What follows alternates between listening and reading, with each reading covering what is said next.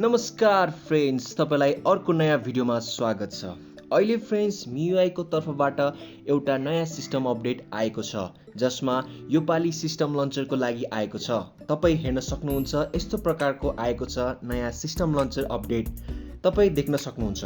तपाईसँग जुन device available छ त्यसमा तपाई इजिली यसलाई इन्स्टल गर्न सक्नुहुन्छ। MIUI 11 होस् या MIUI 12 इन्स्टल होस्, यसले केही फरक पार्दैन।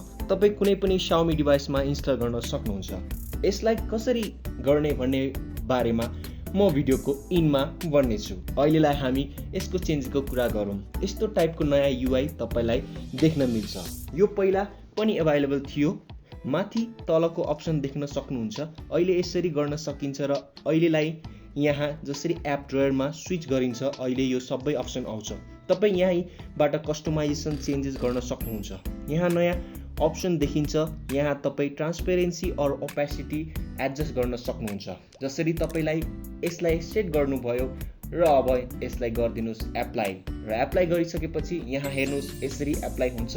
यसरी तपाई युज गर्न सक्नुहुन्छ। बाँकी अरु कुरा गर्नु पर्दा होम स्क्रिन लेआउटमा तपाईलाई 4x6 और 5x6 को अप्सन देखिन्छ। यहाँ नयाँ कुनै अप्सन छैन। यता हेर्ने हो भने आइकन साइज सेम देख्न सक्छौं। यसको UI मात्र हल्का चेन्ज गरेको छ।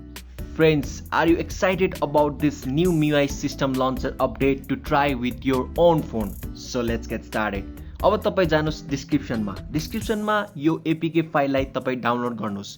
यो APK file is link in the description below.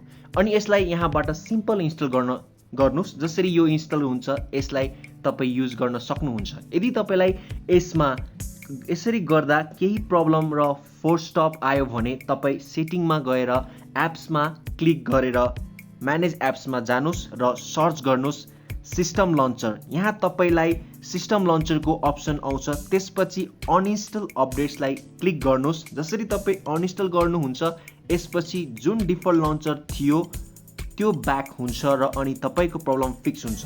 Friends, यो तरिकाले तपाई यो नयाँ लन्चर इन्स्टल गरेर भरपुर फाइदा उठाउन सक्नुहुन्छ। आई होप तपाईलाई यो भिडियो मन पर्नेछ। यदि तपाईलाई यो भिडियो मन परेमा लाइक, शेयर, कमेन्ट्स गर्न नभुल्नु होला। ल फ्रेन्ड्स, आजको भिडियोमा यति नै। अर्को भिडियोसम्म कीप एक्सप्लोरिङ।